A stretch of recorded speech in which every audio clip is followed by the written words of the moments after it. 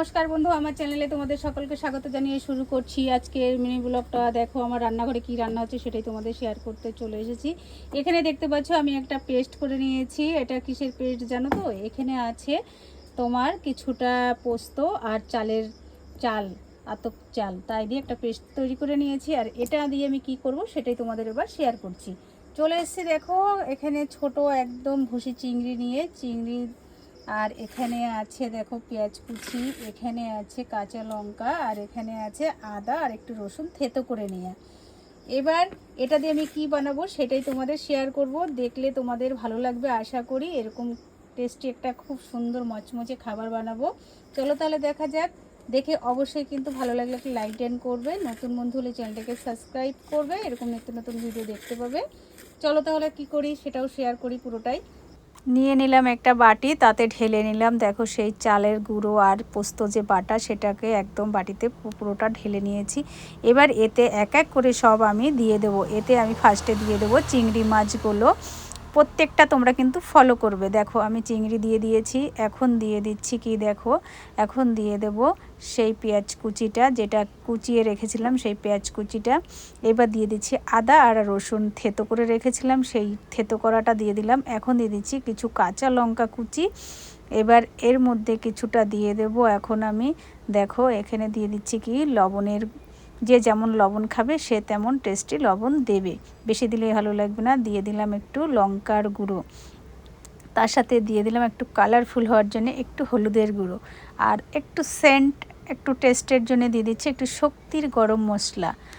এই চিংড়ি মাছটা অনেক সময় না অনেকে গন্ধ লাগে, সেই যাতে গন্ধটা না বেরোয় সেই কারণে এগুলো দিচ্ছি। দিয়ে এবার সুন্দর করে এটাকে মাখতে হবে ভালো করে।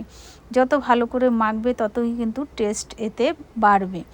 এবার সুন্দর করে এভাবে একদম সুন্দর করে 5 মিনিট ধরে মেখে সুন্দর করে এভাবে একদম থুয়ে দিতে হবে কায়দা করে একদম।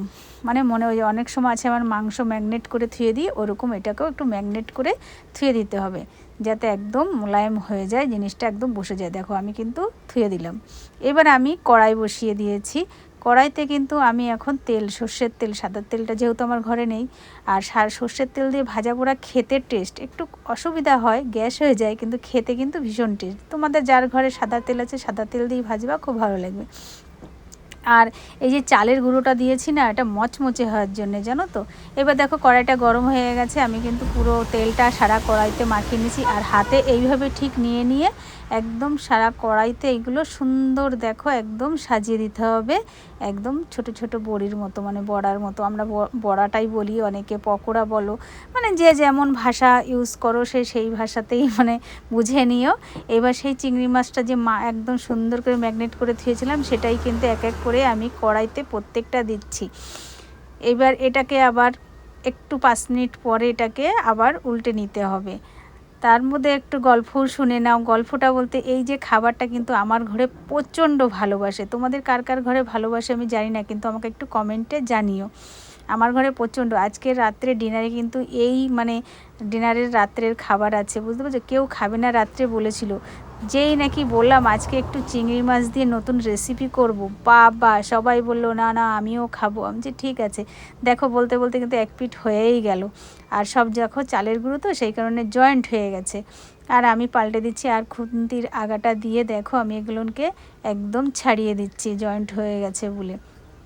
আর চালের গুঁড়োটার কিন্তু মজাই আলাদা। চালের গুঁড়ো দিয়ে যে কোনো জিনিস বানাবা আলাদাই কিন্তু একটা সুন্দর টেস্ট। বেসন আছে কিন্তু দেখো বেসন দিয়ে কিন্তু আমি খাবারটা করিনি, সেই একটাই কারণে, মচমচের জন্য। মচমচে জিনিস খেতেই কিন্তু আলাদাই একটা মজা। আমার কাছে তো ভালো লাগে, তোমাদের কাছে কেমন লাগে সেটা তো আমি জানি না, কিন্তু তোমরা একটু কমেন্টে যদি জানাও তাহলে আমার খুব ভালো লাগবে। আর দেখো আমার ভাজাগুলো কিন্তু একদম লো ফ্লেয়ারে একদম হচ্ছে, একদম লো করে দিয়েছি আঁচটা। এই আঁচটা যদি জোরে দিই না, কি হবে জানো তো, ওপর দিক দিয়ে একদম ভাজা দেখা যাবে কিন্তু ভেতরে কাঁচা রয়ে যাবে আর একটা গন্ধ করবে। এর জন্য আস্তে করে আমি ওটাকে এইটা কমিয়ে দিয়ে আমি ভাজি। আর ভাজা হয়ে গেছে, এক এক করে দেখো প্রত্যেকটা বড়া কিন্তু আমি তুলে নিচ্ছি। দেখে তো ইচ্ছা করছে আগেই খেয়ে নিই, কী করবো আর, তাই সবকটা আগে ভেজে নিই তারপরেই খাবো। তোমাদের কি ইচ্ছা করছে? আর আমার তো আশেপাশের লোকজন আজকে টের পাচ্ছে যে এই বাড়িতে একটা কিছু হচ্ছে, এত সুন্দর সেন্ট ছড়িয়ে গেছে। কি বলবো, সেন্টের জন্য তো বললাম কি কি দেবে। আর দেখো একদম মচমচে হয়ে গেছে, থালায় থুয়েছি ঠং করে আওয়াজ হচ্ছে এরকম, বুঝতে পারছো। আর বাকি তেলটা দেখো রয়েছে, ঠিক একই রকম করে আমি প্রত্যেকটা বড়া এইভাবেই কিন্তু আমি ভাজা করব। আর তোমরা তো জানো এটাকে কি বলবো, এটা কিসের হচ্ছে, তোমরা সেটা ভাবছো কি বানাচ্ছে, কি কি দিয়ে বানিয়েছি সেটা তো তোমাদের শেয়ার করলাম। একদম সামান্য কিছু জিনিস দিয়ে, পেঁয়াজ কুচি, ভুষো চিংড়ি, আদা রসুন থেতো, কাঁচা লঙ্কা আর একটু শক্তির গরম মশলা, নুন, হলুদ আর একটু লঙ্কার গুঁড়ো, ব্যাস এইভাবেই মাখিয়ে আমি কিন্তু জিনিসটা পুরোই শেয়ার করেছি তোমাদের কাছে। এইভাবে বানাবে, আর আমি কিন্তু বানাচ্ছি তোমাদের সামনেই দেখতে পাচ্ছ। আর এটা কিন্তু খেতে অমায়িক, আগেও বলেছি এখনও বলছি। এটা আমি কি বানাচ্ছি এবার সেটার নামও এবার বলি।